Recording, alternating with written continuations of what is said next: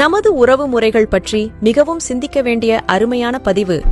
அண்ணன், தம்பி, அக்கா, தங்கை, சின்ன அண்ணன், பெரிய அண்ணன், சின்ன அக்கா, பெரிய அக்கா, சித்தப்பா, பெரியப்பா, அத்தை, மாமா, மச்சான், மச்சினி, அண்ணி, கொழுந்தனார், நாத்தனார், தாய்மாமன், சித்தப்பா பையன், சித்தப்பா பொண்ணு, பெரியப்பா பையன், பெரியப்பா பொண்ணு, அத்தை பையன், அத்தை பொண்ணு, மாமன் பொண்ணு, மாமன் பையன்.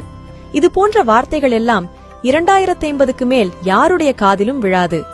யாரும் கூப்பிடவும் மாட்டார்கள். அகராதியிலிருந்து கூட கொஞ்சம் கொஞ்சமாக அழிந்துவிடும். காரணம், ஒன்னே ஒன்னு, கண்ணே கண்ணு என்று ஒரே ஒரு குழந்தை மட்டும் போதும் என்று முடிவெடுக்க ஆரம்பித்ததுதான். அப்படி இருக்கும்போது இந்த உறவுகள் எல்லாம் எப்படி வரும்? பெண்கள் வயதுக்கு வந்ததும் சீர்வரிசை செய்யவோ, பந்தல் போடவோ, முதல் புடவை எடுத்து தரவோ எந்த தாய்மாமனும் இருக்கப் போவது இல்லை. திருமணத்தின் போது அரசாணைக்கால் நட எந்த அண்ணனும் இருக்கப் போவதில்லை. மாப்பிள்ளைக்கு மோதிரம் போட எந்த தம்பியும் இருக்கப் போவதில்லை. குழந்தைக்கு மொட்டை போட யார் மடியில் உட்கார வைப்பார்கள்? கட்டி கொடுத்த பெண்ணுக்கு ஏதாவது பிரச்சனை என்றால் அண்ணனும் தம்பியும் பறந்து செல்வார்கள். இனி யார் போவார்? ஒவ்வொரு பெண்ணும் சொந்த பந்தம் ஏதுமின்றி ஆறுதலுக்கு ஆளின்றி தவிக்கப் போகிறார்கள். ஒவ்வொரு ஆணும் தன் கஷ்ட நஷ்டங்களில் பங்கு கொள்ள அண்ணன் தம்பி யாருமின்றி அவதிப்படப் போகிறார்கள். அப்பா அம்மாவை தவிர எந்த உறவுகளும் இருக்கப் போவதில்லை. அந்த ஒரு குழந்தையும் வெளியூருக்கோ இல்லை தனி குடித்தனமோ சென்றுவிட்டால் ஒன்னே ஒன்னு, கண்ணே கண்ணு என்று வளர்த்தவர்கள் எல்லாம் வயதான காலத்தில் ஏனென்று கேட்க நாதியற்று முதியோர் இல்லத்திலோ அல்லது அந்த ஒரு குழந்தைக்காக கட்டிய வசதியான வீட்டிலோ அனாதையாக கிடந்து சாவார்கள்.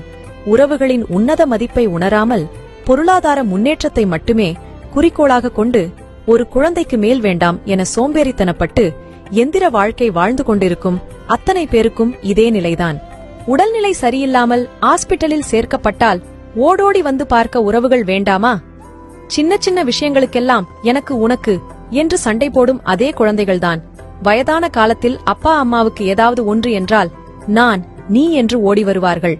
கணவன், குடும்பம், குழந்தை என்று உயிரை விட்ட பெண்கள் கூட பெற்றோருக்கு ஒன்று என்றால் அத்தனையும் தூக்கி எறிந்துவிட்டு முதலில் வந்து நிற்பார்கள். ஒரே ஒரு முறை உங்கள் கடைசி காலத்தை நினைத்து பாருங்கள். பணமில்லாத ஒருவனை அனாதை என்று யாரும் சொல்வதில்லை. ஆனால் உறவுகள் இல்லாத ஒருவன் எத்தனை கோடி வைத்திருந்தாலும் அனாதைதான் என்பதை மறந்துவிடக்கூடாது. கார், பங்களா, வசதி வாய்ப்புகளுடன் ஒன்னே ஒன்னு, கண்ணே கண்ணு என்ற பெயரில் உறவுகளற்ற ஒரு அனாதையை வளர்ப்பதற்கும் வயதான காலத்தில் நாதியற்று சாவதற்குமா இவ்வளவு பாடுபட்டு ஓடி ஓடி சம்பாதிக்கிறீர்கள்? சிந்தியுங்கள் மக்களே.